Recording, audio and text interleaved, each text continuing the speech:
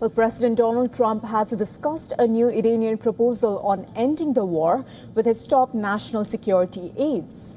Iran has proposed a mutual reopening of the Strait of Hormuz, leaving the nuclear discussion for later in the process. And according to reports, Iran has offered to stop its attacks on ships in the Strait of Hormuz in exchange for a full end to the war, including the U.S. lifting off its naval blockade of Iranian ports and the postponement of nuclear negotiations. Well, White House confirmed that Trump and his team have discussed it.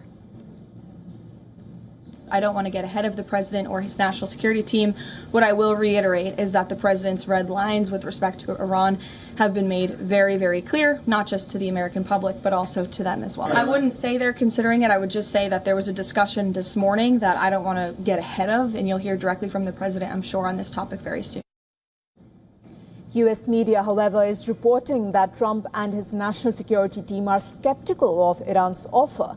ABC News, citing two anonymous U.S. officials, reported that the deal fell short of Washington's red lines on uranium enrichment and nuclear program.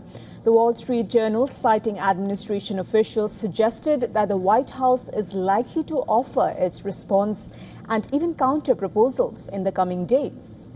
The U.S. Secretary of State Marco Rubio said Iran's stance on the Strait of Hormuz did not meet American demands. He told Fox News, and I quote, "They cannot normalize, nor can we tolerate them trying to normalize, a system in which the Iranians decide who gets to use an international waterway and how much you have to pay them to use it."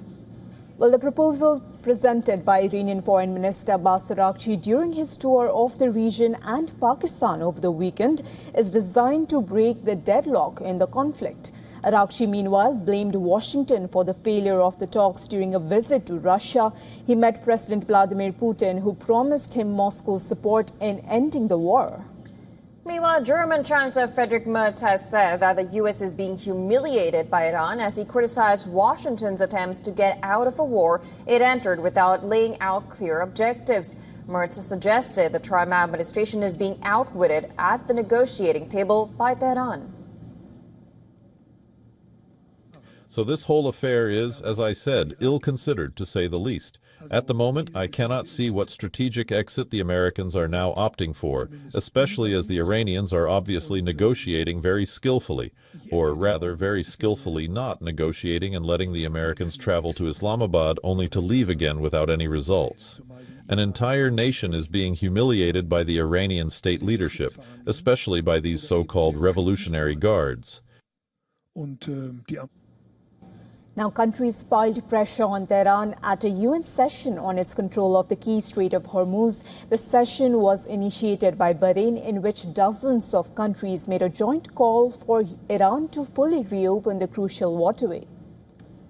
In response, Tehran's UN envoy asserted Iranian sovereignty over the strait. He noted that Iran, like the United States, was not part of the UN Convention on the Law of the Sea. The ambassador, Amir Said Iravani, said that Iran needed credible guarantees that it will not be attacked again before it can ensure lasting stability and security in the Persian Gulf and beyond. Just to one.